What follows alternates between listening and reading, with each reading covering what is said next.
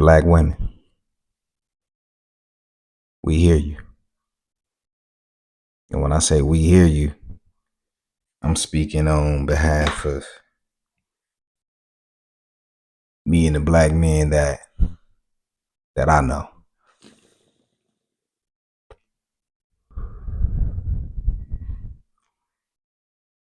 And, you know, we see you hurting. We see the efforts that you're putting in, even though society is putting a lot of pressure on your backs. Kids, social media, the economy, the school systems, all of these things that are working against you.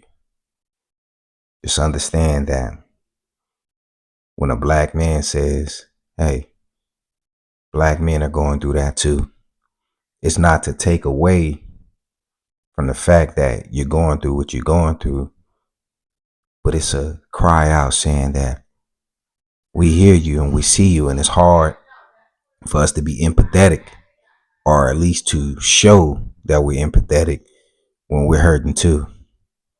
You know, a lot of the things that women are waking up to today, dealing with, realizing that they are alone, we are too. One of the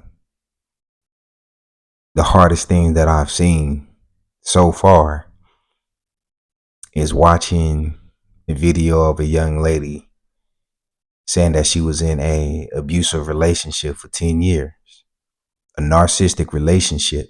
And after 10 years, realizing that she didn't even know that she had 4 kids because her body was numb and her body was in survival mode. That's a real thing. Us men go through that too. Waking up not knowing who your kids are. And it's not experiencing a type of dissociative identity crisis.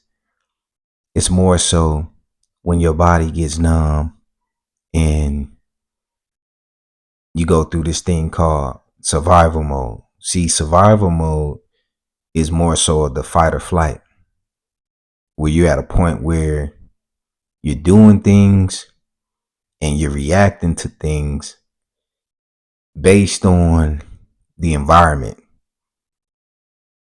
And when you're in fight or flight, or when you're in survival mode, hold on, let me puff.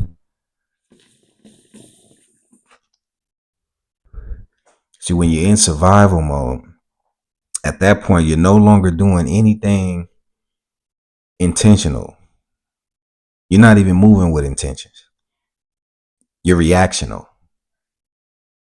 You're moving based on your reaction to the external stimuli outside of you that you can't even control. So in order for this thing to get better, we have to all hold ourselves accountable. And we can't hold ourselves accountable for the lifestyle that our parents or the people before us put us in. That'll be asking for too much. But we have to hold ourselves accountable for what we continue to do, one, and two, what we continue to do to other people. You know, it's that type of accountability that will allow us to take the greatest step forward in changing the trajectory of our race, of our families, of our child rearing, you know, all of these things. So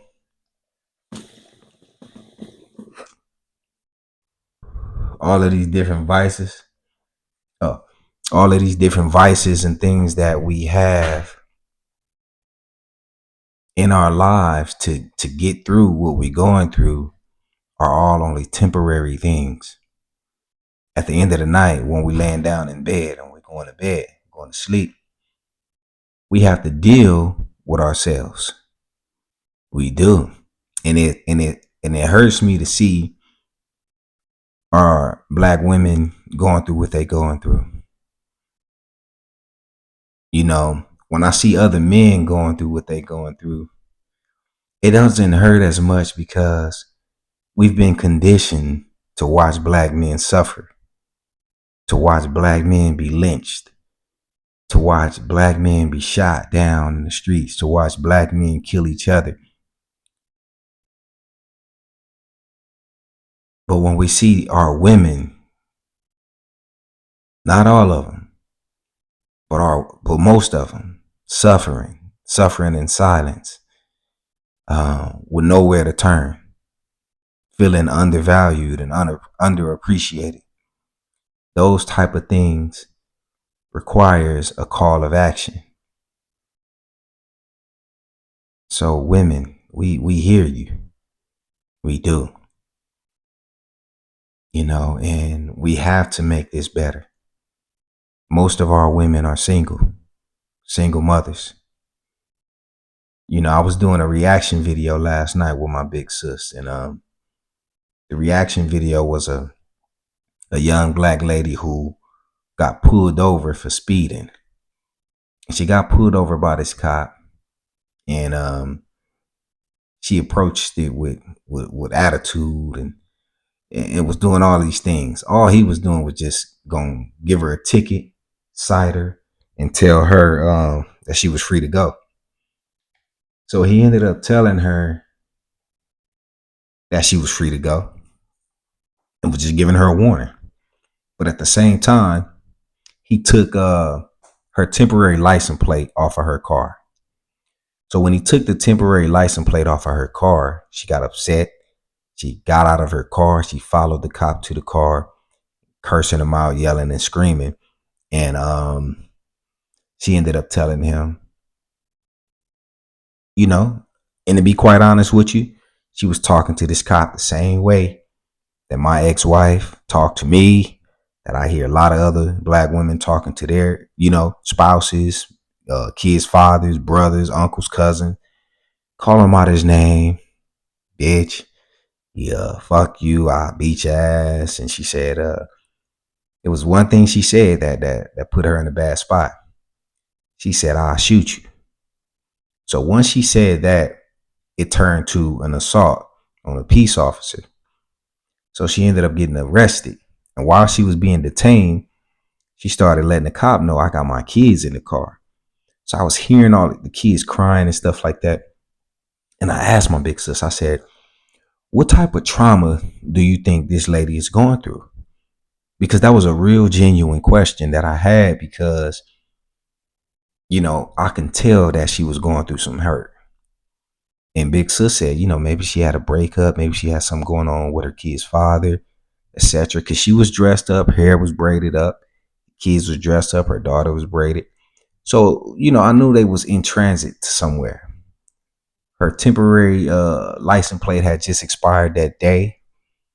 So of course she probably was going through some financial hardships or whatever, where she couldn't take care of her vehicle registration. So she ended up getting locked up and going to jail. After doing that reaction video for YouTube, I didn't even want to post it. I didn't want to post it. And then we did another reaction video of a young man from Rolling 90 Crip who had assaulted an older black man from A-Tray Gangsta Crip in my old community.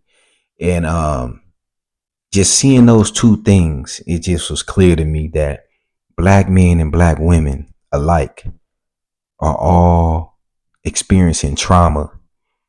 And when we get together, we form this trauma bond. And this trauma bond, it creates a toxic environment for our relationships, for our children, all of that. So I said all of that to say that we hear you. And in order for us to get through what we're going through, is going to take for us to do it together. Black men running the white women, Spanish women, all that ain't gonna fix the problem.